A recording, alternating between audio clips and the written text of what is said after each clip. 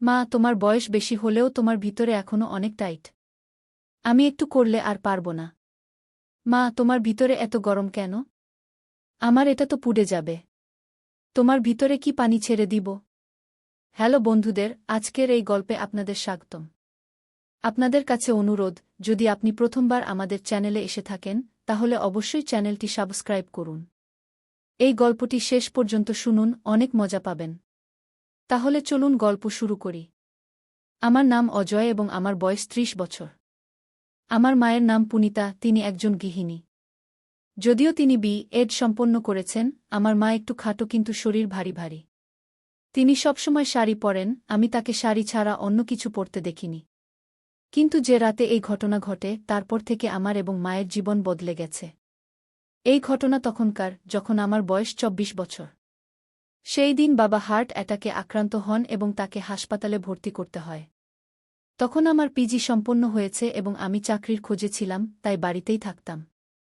মা বি.এড করার পরেও চাকরি না করে গৃহিণী থেকে গিয়েছিলেন। তখন হাসপাতালে বাবার চিকিৎসা চলছিল, কিন্তু তার অবস্থার কোনো উন্নতি হচ্ছিল না। বাবার এই অবস্থা দেখে মা ভেঙে পড়েছিলেন। আমি তার একমাত্র সন্তান, তাই তিনি আমার উপর নির্ভরশীল ছিলেন। বাবার অসুস্থতার খবর শুনে আমার মাসি এবং মামাও সঙ্গে সঙ্গে হাসপাতালে পৌঁছে গিয়েছিলেন। সবাই নিজ নিজভাবে সাহায্য করছিলেন। ৪-৫ দিন পর ডাক্তার সেই কথা বললেন যা আমরা ভয় পাচ্ছিলাম। ডাক্তার বললেন, এখন বাবাকে বাঁচানো কঠিন। এটিও শুনে মা অজ্ঞান হয়ে গেলেন। আমি তার পাশে ছিলাম, তাই তাকে সামলে নিলাম। বাবা এখন ভেন্টিলেটরে ছিলেন, যতক্ষণ ভেন্টিলেটর চলছিল ততক্ষণই তার শ্বাস নেওয়া সম্ভব ছিল। তখন আমি এবং মা বাবার সঙ্গে শেষবারের মতো দেখা করতে আইসিইউতে গেলাম। মা এখন কিছুটা সামলে উঠেছিলেন, তিনি কাঁদতে কাঁদতে বাবাকে জড়িয়ে ধরলেন। আমিও তার হাত ধরে কাঁদতে লাগলাম। কিছুক্ষণের মধ্যেই বাবার শেষ নিঃশ্বাস বেরিয়ে গেল এবং তিনি তার জীবনযাত্রা সম্পন্ন করলেন। আমরা আইসিইউ থেকে বেরিয়ে এলাম এবং মা আমাকে জড়িয়ে ধরে জোরে জোরে কাঁদতে লাগলেন। পরে শেষকৃত্যের প্রস্তুতি শুরু হয়ে গেল। দিন কেটে গেল, সন্ধ্যা ৬টা বাজে। শেষকৃত্যের সমস্ত কাজ আত্মীয়রা সামলে নিয়েছিল। শ্মশানঘাট থেকে বাড়ি ফিরে আমি নিজের ঘরে গেলাম এবং জোরে কেঁদে উঠলাম। মা শুধু কাঁদছিল, সে খুবই বিচলিত ছিল। কিছুক্ষণ পর মাসি আমার জন্য চা নিয়ে এলেন, তখন আমি উঠে বসলাম। চা নিতে গিয়ে আমি তাকে জিজ্ঞাসা করলাম, মা কেমন আছে? মাসি বললেন, দিদি এখনও কাঁদছেন অজয়। তাকে খুব কষ্ট হচ্ছে। তখন আমি বললাম, হ্যাঁ মাসি, তার বাবার সাথে খুব লেগে থাকত। আমারও কিছু বুঝে আসছে না। মাসি বললেন, আমি বুঝতে পারছি অজয়, কিন্তু এখন দিদির তোমারই সাহায্য দরকার। এই বয়সে সে পুরোপুরি তোমার উপরই নির্ভর করছে। এতটা বলে মাসি চলে গেলেন। তখন আমি ভাবতে শুরু করলাম যে এখন এই বাড়ির দায়িত্ব আমারই। আমার মনে চাকরি এবং ভবিষ্যৎ জীবন নিয়ে নানা চিন্তা আসতে লাগল। আমাকে যত তাড়াতাড়ি সম্ভব চাকরি খুঁজে নিতে হবে এবং নিজেকে দায়িত্বশীল করে তুলতে হবে, কারণ বাবার পেনশনে আমরা কতদিন চলতে পারব? এই সব চিন্তায় আমার মাথা ভারী হয়ে উঠছিল। আমি আমার ঘরের বারান্দায় গিয়ে দাঁড়ালাম, যাতে কিছুটা তাজা বাতাস পাই। এতে কিছুটা ভালো লাগল। লিভিং রুমে মা এবং মাসি বসেছিলেন, আত্মীয়দের সাথে কথা বলছিলেন। কিছুক্ষণ পর আত্মীয়দের ভিড় কমে গেল। মাসি আমার ঘরে এসে বললেন, আমি খাবার তৈরি করছি, ততক্ষণ তুমি মায়ের কাছে বসো। আমি হ্যাঁ বলে মায়ের কাছে গিয়ে বসলাম। আমাকে দেখে মা আমার গলা জড়িয়ে ধরে আবার কাঁদতে উঠলেন। আমি তাকে জড়িয়ে ধরে শান্ত করার চেষ্টা করলাম। আমার মা ফর্সা রঙের ছিলেন, এত কান্নার কারণে তার গাল লাল হয়ে গিয়েছিল। তার চোখও ক্লান্ত ছিল। সে আমার সাথে লেপ্টে কাঁদতে লাগল। আমি তাকে বললাম, মা এখন আর কাঁদো না। যা হবে তা হয়ে গেছে। এখন আমি তো আছি তোমার সাথে, আমি সব সামলাব। মা বললেন, হ্যাঁ বেটা, তোমাকে দেখেই এখন দিন কাটাচ্ছি। তোমাকে দেখলে তার কথা মনে পড়ে। এত বলেই মা আরও জোরে কাঁদতে লাগলেন। এমন সময় মাসি বাইরে এসে মাকে বললেন, দিদি একটু খাবার খাও। দুটো লোকমা খেলে কিছুটা ভালো লাগবে। মা হ্যাঁ বললেন। মাসি বললেন, তুমি রান্নাঘরে চলো, আমি সাহায্য করব। তোমার খুব দুর্বলতা এসে গেছে। মা বললেন, রান্নাঘরে গিয়ে দেখো, আমি এসে সাহায্য করব। এত বলে মাসি রান্নাঘরে চলে গেলেন। আমি মায়ের হাত ধরে তাকে তার এবং বাবার ঘরে নিয়ে গেলাম। তারপর মা বাথরুমে গিয়ে ফ্রেশ হয়ে এলেন। এখন তার মুখ কিছুটা ঠিক মনে হচ্ছিল। সারাদিনের দৌড়াদৌড়িতে তার শাড়ি এলোমেলো হয়ে গিয়েছিল। আমি প্রথমবার মাকে এভাবে দেখলাম, অজানা কারণে আমার খুব অদ্ভুত লাগছিল। এমন সময় মা বললেন, অজয় বেটা, তুমি কি আমার একটু সাহায্য করবে? আমি শাড়ি বদলাতে চাই, খুব দুর্বল লাগছে। আমি বললাম, হ্যাঁ মা, আমি তো আছি। বলো, কি সাহায্য করব? মা বললেন, প্রথমে দরজা বন্ধ করে দাও, আর আলমারি থেকে সেই সাদা শাড়ি বের করে দাও। তখন দরজার পাশে দাঁড়িয়ে আমি বললাম, ঠিক আছে মা, আমি দিচ্ছি। তুমি শুধু এখানে বসো। তারপর আমি দরজা বন্ধ করে হলুদ রঙের ছোট বাল্ব জ্বালালাম এবং আলমারি থেকে সাদা শাড়ি খুঁজতে লাগলাম। শাড়ি পেয়েই আমি মাকে দিতে পিছনে ফিরে তাকালাম, কিন্তু পিছনে ফিরে যা দেখলাম তাতে আমি হতবাক হয়ে গেলাম। মা আমার দিকে পিঠ করে দাঁড়িয়েছিলেন। আমি বুঝতে পারলাম না কি বলবো। আমি দ্রুত শাড়ি মাকে দিলাম এবং তার পিঠ ফিরে দাঁড়িয়ে গেলাম। এই সময় আমার মনে নানা রকম চিন্তা ভিড় করতে লাগল। এমন সময় মা বললেন, অজয় বেটা, আরেকটা কাজ করবে? আলমারিতে হলুদ রঙের আমার শাড়ি আছে, সেটা দেবে? এ কথা শুনে আমি অবাক হয়ে গেলাম, কিন্তু নিজেকে সামলে নিয়ে বললাম, হ্যাঁ মা, এবং হলুদ শাড়ি খুঁজতে লাগলাম। শেষে ভাঁজ করা হলুদ শাড়ি পেয়ে গেলাম। সেটা খুলে দেখে তার ডিজাইন দেখে আমি খুবই আশ্চর্য হয়ে গেলাম।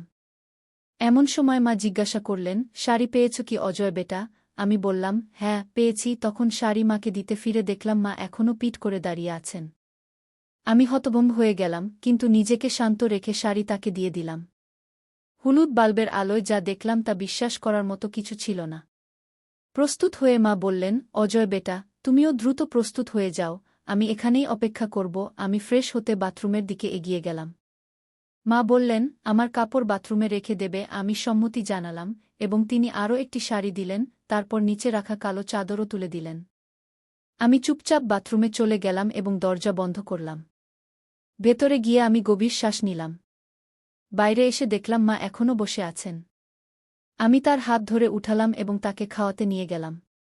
খাওয়ার সময় মা খুব শান্ত ছিলেন। বাড়িতে এখন শুধু আমি, মা, মামা এবং মাসিই রয়ে গিয়েছিলাম, বাকি আত্মীয়রা চলে গিয়েছিলেন। খাওয়ার পর মাসি আমাকে জিজ্ঞাসা করলেন, অজয়, ঘুমানোর ব্যবস্থা কি করব? আমি বললাম, মাসি, আজ আমি মায়ের পাশে শোব। গঙ্গা সে ইতিমধ্যেই বিরক্ত আছে। যাই হোক, তোমাকে সকাল সকাল উঠতে হবে, তাই তুমি আমার রুমে ঘুমিয়ে পড়ো। মাসি বলল, আমরা লিভিং রুমে ঘুমোব। মাসি বলল, ঠিক আছে, এভাবেই করি। রাতে যদি কিছু প্রয়োজন হয় তবে বলে দিও। মাসি রান্নাঘরের কাজ সেরে আমার রুমে লিভিং রুমে বিছানা করে চলে গেল। আমি বেডরুমে গিয়ে দেখলাম মা সেখানে নেই। আমি দরজা বন্ধ করে কাপড় বদলাতে শুরু করলাম। যেই আমি শার্ট আর জিন্স খুলে নাইট ড্রেস খুঁজতে লাগলাম, ঠিক তখনই বেডরুমের লাইট জ্বলে উঠল। পিছনে ফিরে দেখলাম মা ভিতরে চলে এসেছে। সে চুপচাপ লাইট জ্বালিয়েছিল। আমি মেজাজ হালকা করতে জিজ্ঞেস করলাম, মা, আমি নিচে ঘুমিয়ে পড়ি? তুমি আরামে ঘুমিয়ে পড়ো। মা বলল, অজয়, আমার মনে হয় না আজ ঘুম আসবে। তুমি এখানেই আমার পাশে ঘুমাও। তারপর আমি ফ্যান চালিয়ে দেখলাম বেডরুমে শুধু একটি কম্বল আছে। আমি বললাম, মা, আমি আমার রুম থেকে কম্বল নিয়ে আসি। মা বলল, অজয়, মাসি ঘুমিয়ে পড়েছে। আজকের জন্য এই কম্বলই ঠিক আছে। তারপর আমি এভাবে চালু করে দিলাম। বেডরুমের দরজা একটু বন্ধ করে রুমের সব লাইট বন্ধ করে শুধু ডিম হলুদ আলোর বাল্ব জ্বালিয়ে বেডে চলে এলাম। তারপর মা মশারি টাঙিয়ে কম্বল গায়ে দিল এবং আমার দিকে পিঠ করে ঘুমিয়ে পড়ল। আমিও কম্বলে ঢুকে ছাদের দিকে তাকিয়ে শুয়ে রইলাম। এখন এসির কারণে রুমে ঠান্ডা অনুভূত হচ্ছিল। কিছুক্ষণ পর আমি মায়ের কান্নার আওয়াজ শুনতে পেলাম। মাকে এই অবস্থায় দেখে আমার অদ্ভুত লাগছিল। আমি মায়ের কাছে সরে গেলাম এবং তার কাঁধে হাত রেখে বললাম, মা, শান্ত হও। আমি জানি তোমার জন্য এটা খুব কঠিন, কিন্তু বাবা সবসময় আমাদের সাথে থাকবেন। আর আমি তো আছিই তোমার দেখাশোনা করার জন্য। মা কাঁদতে কাঁদতে বলল, অজয়, তোমার বাবা অনেক কিছু দিয়েছে। আজ তার ছাড়া বাঁচা খুব কঠিন হয়ে পড়েছে আমার জন্য। আমি মায়ের আরও কাছে সরে গেলাম এবং তার কাঁধে মাথা রাখলাম। মা কিছুক্ষণ চুপ থেকে বলল, অজয় বেটা, যখন তুমি সাথে থাকো তখন মনে হয় যেন তোমার বাবাই আমার সাথে আছেন। তুমি একদম তোমার বাবার মতোই। এ কথা বলে মা একটু শান্ত হল। আমিও আবার ছাদের দিকে তাকালাম। এখন আমার মাথা থেকে একে একে চিন্তা বের হতে লাগল। ঠিক তখনই হঠাৎ আমার কিছু মনে পড়ল এবং না চাইলেও মনের মধ্যে খারাপ চিন্তা আসতে লাগল। এসব আমার মাথায় ঘুরতে লাগল। তখন মা জিজ্ঞেস করল, অজয় বেটা, তোমার ঘুম আসছে? আমি বললাম, না মা, কেন, কি হয়েছে? মা বলল, কিছু না রে, আমার ঘুম আসছে না। একটু ভয় লাগছে আর একটু ঠান্ডাও লাগছে। একটা কাজ করবে আমার জন্য? আমি বললাম, ঘাবড়াবে না মা, আমি আছি না? বলো কি চাই? মা বলল, একটু আমার কাছে সরবে? আমি বললাম, হ্যাঁ চলো, এবং মায়ের কাছে সরে গেলাম। মা আমার হাত ধরে তার উপর টেনে নিল। কিছুক্ষণ পর আমি মাকে বললাম, মা, তোমার মনে আছে যখন আমি ছোট ছিলাম তখন ঘুমানোর সময় পা ছড়িয়ে ঘুমানোর অভ্যাস ছিল? তুমি কতবার আমার সেই অভ্যাস ছাড়ানোর চেষ্টা করেছ, কিন্তু আমি মানিনি। মা হেসে বলল, তুমি আমার কথা কখনো শুনতে না, কিন্তু বাবা বললে তুমি মানতে। আর কিছুদিন পর আবার সেই অভ্যাস। আমিও আবার আমার ছোটবেলার কথা বলে তাকে খুশি করার চেষ্টা করলাম যাতে তার দুঃখ একটু কমে। আমরা দুজন কথা বলছিলাম, হঠাৎ মা বলল, অজয় বেটা, তোমার পা ছড়িয়ে ঘুমানোর অভ্যাস ছেড়ে গেছে নাকি এখনো আছে? আমি বললাম, পুরোপুরি না গেলেও এখনো একটু আধটু আছে। মা বলল, আমি জানতাম। কিছু না, আমার জন্য তুমি এখনো আমার বাচ্চা। যদি তোমার ভালো লাগে তবে তুমি সেভাবেই ঘুমাতে পারো। এ কথা বলে মা আমার মাথায় হাত বুলাল। এ কথা শুনে আমি মনে মনে খুশি হলাম এবং ভাবতে লাগলাম, এসব কি হচ্ছে। কিছুক্ষণ শান্তিতে কাটল এবং আমি মনকে প্রস্তুত করে অ্যাডজাস্ট করতে লাগলাম। ভাবতে ভাবতে অনেক সময় কেটে গেল, কারণ পরে যা হল তা আমি স্বপ্নেও ভাবিনি। ঘটনাটা এমন হল যে আমি ঘুমানোর প্রস্তুতি নিচ্ছিলাম এবং মাও তখন আমার দিকে ঘুরে দেখছিল আমি কি করছি। আমি মাকে জিজ্ঞেস করলাম, মা, কি হয়েছে? কি করতে হবে? মা বলল, অজয়, তুমি যা ইচ্ছা করো, আমার জন্য মেনে নেওয়া। শেষ পর্যন্ত তুমি আমার বাচ্চা। এ কথা বলে মা আমার মাথায় হাত বুলানো শুরু করল। আমি একটু বাইরে এসে জিজ্ঞেস করলাম, কি হয়েছে মা? তুমি ঠিক আছো? ভালো লাগছে তো? মা আমার চুল জোরে ধরে বলল, তোমার বাবাও এমনই বলতেন। এ কথা শুনে আমারও জোশ চলে এল। এখন আমারও বেশি দেরি করা কঠিন হয়ে পড়ছিল। আমি মাকে বললাম, মা, এখন আরও কঠিন হয়ে পড়ছে। মা বলল, হ্যাঁ রে, আমি জানি। আমিও কতক্ষণ থেকে অপেক্ষা করছি। চলো, এখন বেশি সময় নষ্ট করো না। এতক্ষণে মা ধীরে আমার কানে বলল, দেখো, তুমি তো তোমার বাবার মতোই। আমি হেসে বললাম, সত্যি? আমি মাকে বললাম, মা, সত্যি বলবো? আমি জানতাম না যে তুমি এতে খুশি হবে। এটা শুনে মা বলল, দেখো, এটা সব তোমার বাবার স্মৃতিতে হবে। আমি সবসময় তোমার বাবাকে তোমার মধ্যে দেখেছি, কিন্তু আমারও ধারণা ছিল না যে আজ এমন কঠিন সময়ে আমরা কথা বলবো। আর সত্যিই আমি ভাগ্যবান যে তোমার মতো সন্তান পেয়েছি। আমি চিন্তায় ছিলাম যে এরপর এখন আমার দেখভাল কে করবে। এ কথা বলতে বলতে মায়ের চোখে জল চলে এল। আমি আবার তাকে সান্ত্বনা দিয়ে বললাম, মা, দেখো, এটা শুধু তোমার দুঃখ নয়। এখন তোমার আর চিন্তা করার কোনো দরকার নেই। আমি তোমাকে কখনো একা ছাড়ব না। এখন মা আমার কাঁধে মাথা রেখে কাঁদছিল। আমি তার চোখের জল মুছে দিয়ে বললাম, মা, আমি জানি বাবা আমাদের কখনো কোনো কিছুর অভাব হতে দেননি। কিন্তু যদি কখনো তোমার কিছু দরকার হয় তাহলে কোনো দ্বিধা না করে আমাকে বলবে। এখন আমাদের দুজনের মধ্যে কোনো কিছু লুকানোর কোনো কারণ নেই। এটা শুনে মা বলল, যখন তুমি আমার সাথে থাকো তুমি আমাকে আগের মতোই ডাকবে। তোমার মুখে নিজের নাম শুনতে ভালো লাগে। আমি বললাম, হ্যাঁ, আমার প্রিয় মা। আমরা দুজন এখন উঠে বসে গেলাম। মায়ের মুখে এক অন্যরকম উজ্জ্বলতা ফুটে উঠল, যেন সে একটা বড় চাপ থেকে বেরিয়ে এসেছে। মুখ দেখে মনে হচ্ছিল সে খুব খুশি। তখন সকালের ৩টা বেজে গেছে। মা উঠে ব্রাশ করতে লাগল। আমি ঘুমানোর প্রস্তুতি নিচ্ছিলাম, তখন মা বলল, তোমার সাথে ঘুমাতে ভালো লাগে। আমি হেসে বললাম, আমিও।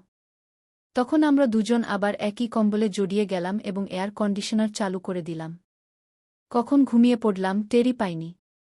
সকালে যখন জেগে উঠলাম তখন 10টা বাজে গিয়েছিল। আমি ঘরে একা ছিলাম। আমি কাপড় পরে ব্রাশ করলাম এবং বেডরুম থেকে বেরিয়ে এলাম। মা, মাসি এবং বাকি অতিথিরা চা পান করছিলেন। আমাকে দেখে মা বললেন, অজয় উঠে গেছে। এসো, চা নাও। আমি হ্যাঁ বলে মায়ের কাছ থেকে চা নিলাম। ঠিক তখনই দরজার ঘণ্টা বাজল। মাসি গিয়ে দরজা খুললেন, সেখানে আমার দাদি অর্থাৎ বাবার মা দাঁড়িয়েছিলেন। আমার দাদি জাপানে চাচার কাছে থাকতেন। দাদু মারা যাওয়ার পর চাচা তাকে সাথে নিয়ে গিয়েছিলেন। বাবা হঠাৎ মারা যাওয়ায় তিনি তড়িঘড়ি আসতে পারেননি।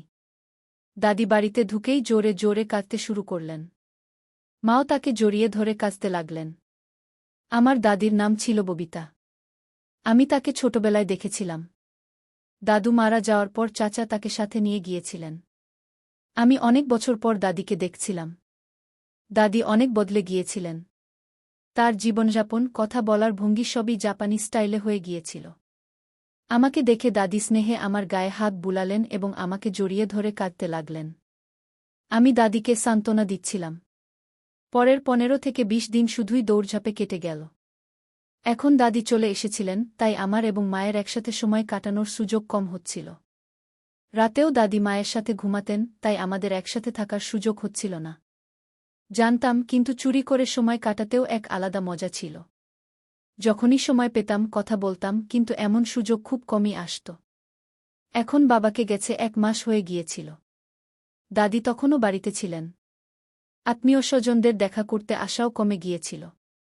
মাসিও 1-2 দিনের মধ্যে নিজের বাড়ি চলে যাবেন। বাড়ির সব কাজ ধীরে ধীরে স্বাভাবিক হতে শুরু করেছিল। মাঝে মাঝে কোনো আত্মীয়ের ফোন আসত বা কেউ দেখা করতে আসত, আর তখন পুরনো স্মৃতি তাজা করে কান্না শুরু হয়ে যেত। একদিন দাদি বললেন, অজয় বেটা, তোমার সাথে কিছু কথা বলতে চাই। আমি বললাম, বলো দাদি। দাদি বললেন, আজ তোমার বাবাকে গেছে 1 মাস।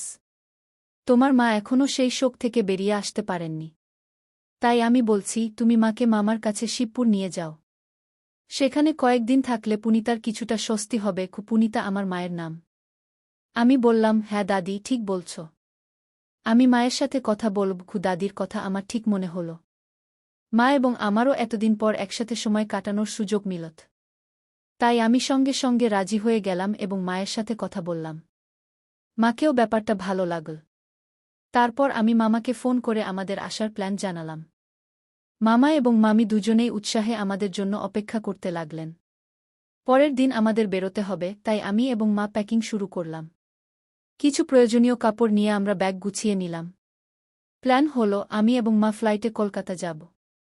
সেখান থেকে মামা নিজের গাড়ি নিয়ে আসবেন এবং আমরা শিবপুর মামার গাড়িতে যাব। মনসুন শুরু হয়ে গিয়েছিল, তাই আমরা তাড়াতাড়ি বেরোনোর সিদ্ধান্ত নিলাম। প্ল্যান অনুযায়ী আমরা দিল্লি থেকে কলকাতার ফ্লাইট ধরার জন্য প্রস্তুত হলাম। ফ্লাইটে বসেই মা আমার কাঁধ ধরে ঘুমিয়ে পড়লেন। কিন্তু আমি নিজেকে সংযত রাখলাম।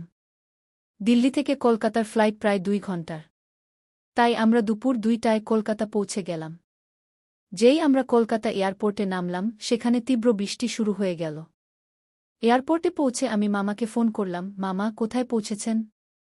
আমরা কলকাতা এয়ারপোর্টে পৌঁছে গেছি। কিন্তু মামা তখনও কলকাতায় পৌঁছাননি। আমি এয়ারপোর্টে মোবাইল বন্ধ করতেই জানতে পারলাম, কলকাতার উপকূলীয় অঞ্চলে সাইক্লোন আঘাত হেনেছে।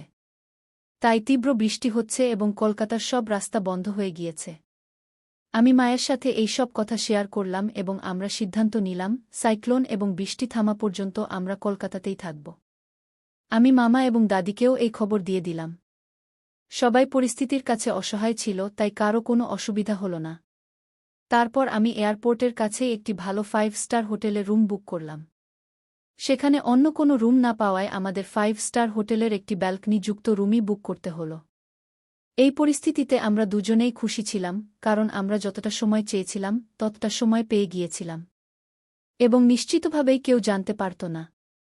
দ্রুত ক্যাব বুক করে হোটেলে পৌঁছে গেলাম। সেখানে চেক ইন কাউন্টারে আমরা দুজন চেক ইন করছিলাম।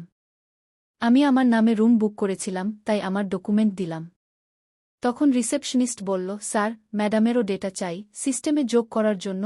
আমি হ্যাঁ বলে মায়ের ডেটা বলতে যাচ্ছিলাম, তখন মা এগিয়ে এসে নিজেই বলতে শুরু করলেন। মা বললেন, মিস পুনিতা পাটকর। মায়ের এই উত্তর শুনে আমি হতবাক হয়ে গেলাম।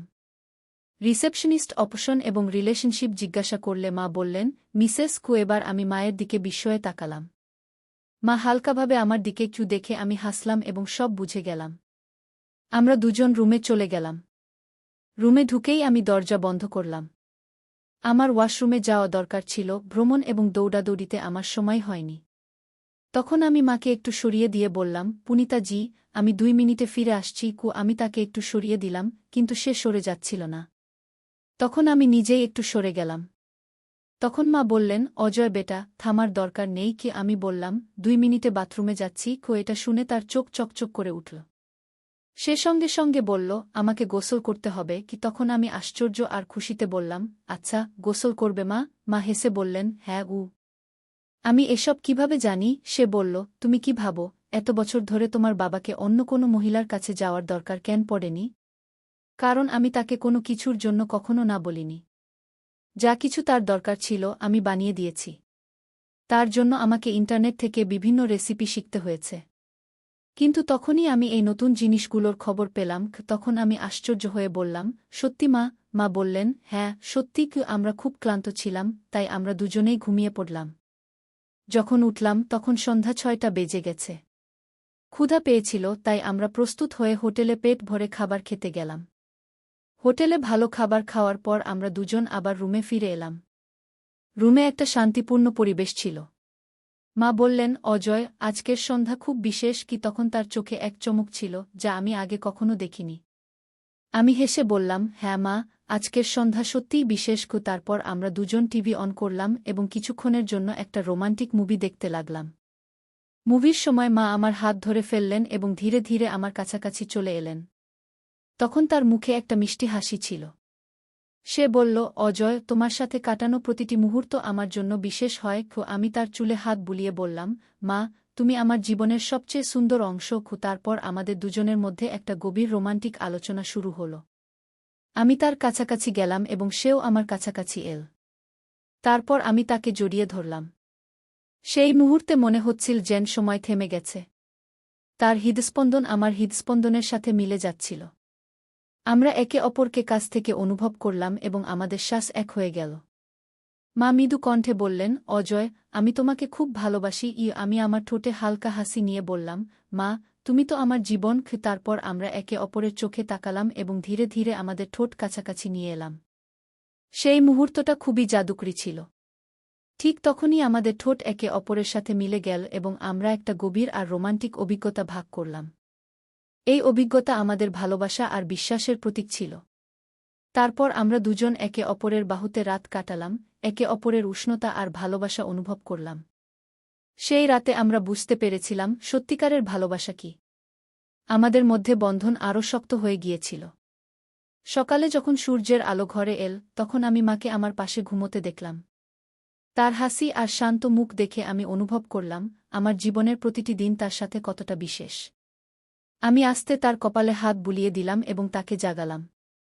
মা তার চোখ খুলে বললেন, গুড মর্নিং অজয়। আমি হেসে বললাম, গুড মর্নিং মা। তারপর আমরা দুজন একটা নতুন দিন শুরু করলাম, এই জেনে যে আমাদের ভালোবাসা সবসময় এভাবেই শক্ত আর বিশেষ থাকবে।